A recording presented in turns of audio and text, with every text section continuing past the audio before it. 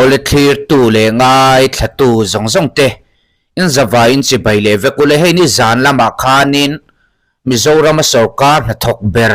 ti te pon an ron posa first class officer video pakhat chu aron viral chiam meya zoram khovela deng chhuak a WhatsApp status lama po an ron hmang na sa tin WhatsApp group a official tak a te po an ron post na sa an caption ala chuan chapo hi chu a thalo chu ti khati an ron tin sa ni tin hei status lama te po ka mun na sa eng po ni se eng video nge niang o ti ka ngai to line hei private lama hianin ka dong ta kan en ta a caption a hianin so huati 2.0 is back te an ron tia a boy tha khop mai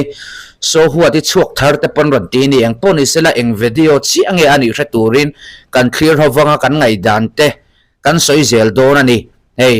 sarkar na thok pakhatin driver a musit khop mai ti te pon anon so eng po ni se a video kan clear photang ole kan kal thui mai online games manga poisa hlo theina most play hi lo mel thret ve role tuna hian bengali superstar kausani mukherji pona khel me kani in register khanin cheng zanga kha welcome bonus ai dong theya ti chuanin 100% a secure mani ti chuanin phone pay te google pay le bank transfer mangin a thun zom theyani in sign up khan promote code a tra in 100% welcome bonus omani ti chuanin 260% weekly reload bonus oma 16 million hu TV tablet smartwatch te hi iwanei chuni dong thei don ani most play hi download la cheng zani zali hi idong theya Facebook la ma po review wa tha ani ti chuni member ri roni khan 15% commission na ombok ani in register khanin cheng zanga hi iwanei lo chuni dong thei ani hunol no kha na most play game mang hi ani hun ron mang ve ro le ole ti khanin video chu kan en zota eng poni sela hei motor anin taipal ni te po in alanga hei kan di na te chu kan hlo lo sanga mo a sarkar na a officer te po lo ni mai la kan ni na hiam mi hi mi hring hi mi ati za om lem lova min ti za om tu zok su kan trong kam man te ke ni aya re thei zok le na niam zok thok kan tri dana te hian za om na hi a om zok ani ti kan hria da poimo khop me ang poni sela a in tai pala te hi driver le officer hi an din mun chu a in thlawani mai thei amaro chu driver musit tur hian in driver hi ichom bik reng lawani ti i hria da thakop me ani na taka chun sarkar na thok te chu mi pui chia hlo turin ni mo Mizoram budget za som ruk som sari don sarkar na thok in eirala hetianga inla inluling mu phei chuanin mi pui te hi min ti hel zo don mo mi pui sarkar na thok ve lo inat Mizoram budget chan mang kan nei lo laya so Mizoram budget zong za som sari som ruk don eiral tu te in luling mu phei chuan mi pui ṭhin te po hi arim ve theiani chuwang chuanin sarkar na thok in ni chuan mi pui chia hlo mi pui ta na thok in ni ti in hria ta poimo khop mai chu tiang zok chu ni kalphung dik kalphung thar chamo tin hei so huwa di chuak thar te po an ron tia ani na chen te po om ve ni a eng po chu lo ni sela in rem takin lo omula hei tun la ya social media te chak to video in an lo cover zong to thin si ya a boy thak thin khop mai tin public place a chuanin thalak phal na kha dana alo om ve thin box sia kan trong kam man te le ke ni aya noi nung zo kan tri dana te kan film khurtlan a thakopin a hriat ve ni ti chuanin hei champai DC lo ni to thin pi Maria City Zualika a hnuai thok officer ho in thopui har sa an ti minister ne na an he ka eng poni sela side a lam kha kan ti chuak atuna jon side B lam hi hei puwana te pon an ron po sa kan ti chuak vele don ani industry director son chua phuna kal zela director atong chua kaldan ngai te kha an la lung le na ni yang Maria City Zuali side B lam tuna kan clear howang zoram today ni somni parukoga sang ni somni panga tunai khan Mizoram Industry and Commerce Service Association MICOSA in an director Maria City Zuali IAS an thopui thei tolo awangin hundanga son chuak turin an minister Roding lian an hena lekha an thona oga sang ni somni panga tharal ma ngeya son chuana order mu an be sei thu an ziak bok amak ang reng ma ni pi te hetianga han hek tak mai chu amak khop mai amai son chua thuai ani lo chuan MICOSA member lung oi lo te hi kanin thlem dam zo to lo ani ti in an minister an hrit oh hanin thlem dam zo lo ani pon hei mizoram a le khathiam mulo tam takan om he an na tho ang thok du tam tak hian om sarkar po hi lo khau ve do ro o achan chu thalai graduate wal me wal tam takan om na zong me khimo chu wang chuan in sarkar na thok te hi in lo dim ni tukange an dik lo ani chuan an dikan ro an dikani ero chuan thu hran ni sela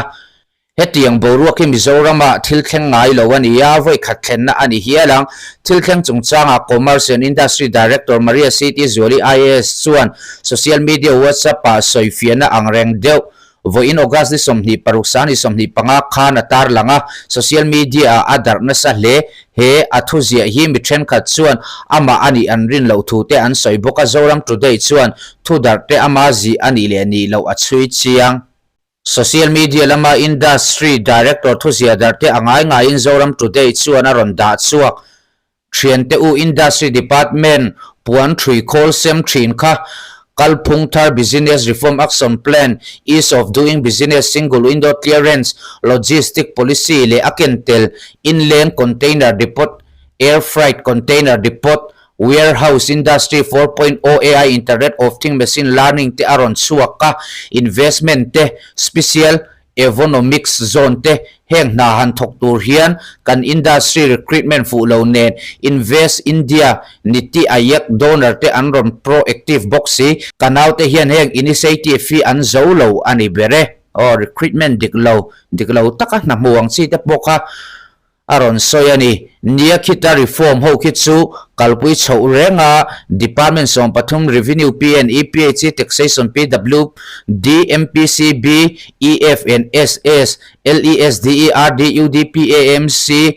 le business or industry din tute tana permission ani clearance lak theih tur hi kalpui mek ni in logistic master plan le industry 4.0 a enge kan malak na tur VC te hi awmdan si ministry pali kan interlink pui boka kan scheme te credit linkage sani de uveka bank ten dialogue nei reng anga ya ka officer le staff te ka post renga mi chu anning view mai thei hetiang ani chuanin ahnuaya na thok te hianin dik taka na thok train pi marei hi anlo ning view ani ve thei ni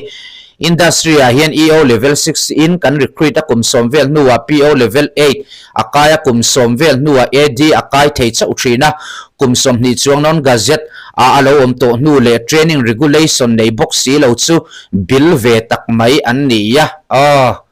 chiang ta war mai na an thiam vak lo ti a hriat ani EO hi abolisa PORRCM thatle assistant director a direct alu ve thei dan tute restructuring kan boy pui me ka self employment le livelihood thi thil poi mo to phok ani si change po hi an du me lo ni in alang kaldan ngai te khan an lunga la len ani ang ti in commerce and industry staff te hian minister hena an thu thlena